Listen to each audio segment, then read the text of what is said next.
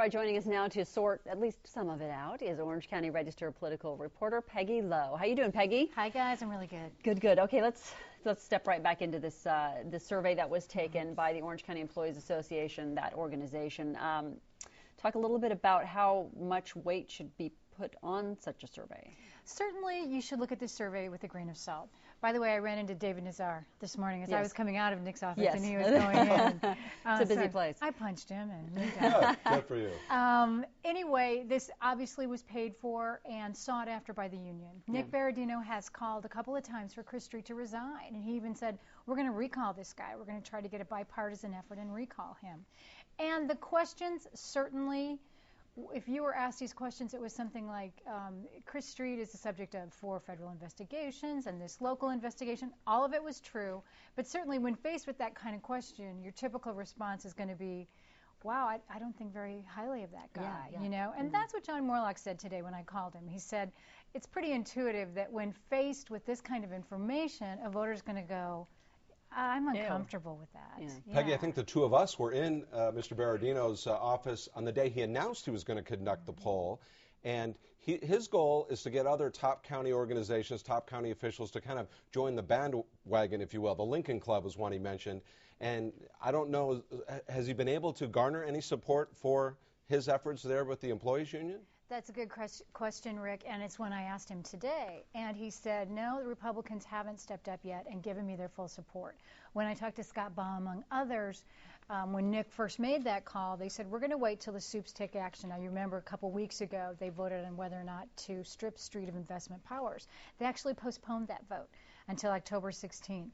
So that gave Street a bit more time, and it gave the Republicans more time, too, to sort of not join Nick in his call. Well, Nick wants Democrats as well to join in. He wants everybody. You're absolutely right. He wants this guy out of office. Now, here's the thing, too, though, about the survey, to answer your first question, Ann. People keep saying, why does Nick want this guy out of there? And what do the unions have? You know, what kind of problem do they have with Street?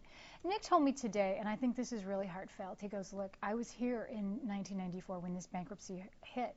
My people are the ones that took it on this. We lost jobs.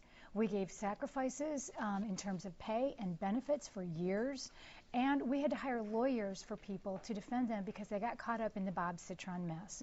He goes, I got to look out for my people. I promised them in 1995 that I wouldn't let another treasurer do this in Orange County.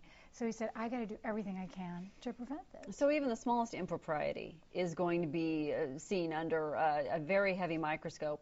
Talk a little bit about what Chris Street is currently being charged with. What's he looking at this point for folks who may not be totally up to date with the Chris Street story? Okay, there's sort of like a before he got into elected office and after. Before, he had served as a bankruptcy trustee for Fruhoff Trailer Company.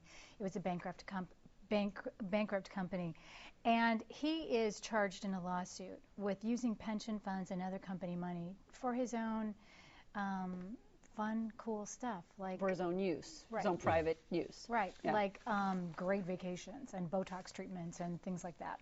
Okay, so that was pre-election, and voters knew that before the election.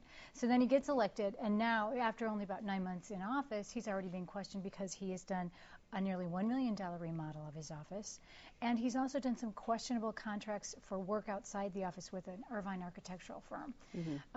So he's got a lot to answer for, both by federal officials on the Fruhoff matter and by local officials, namely the Orange County DA, on the county stuff. Okay, one final question before we let you go regarding John Morlock's plan to slice the pensions for sheriff's deputies. Will or will not happen? I believe John is absolutely moving forward.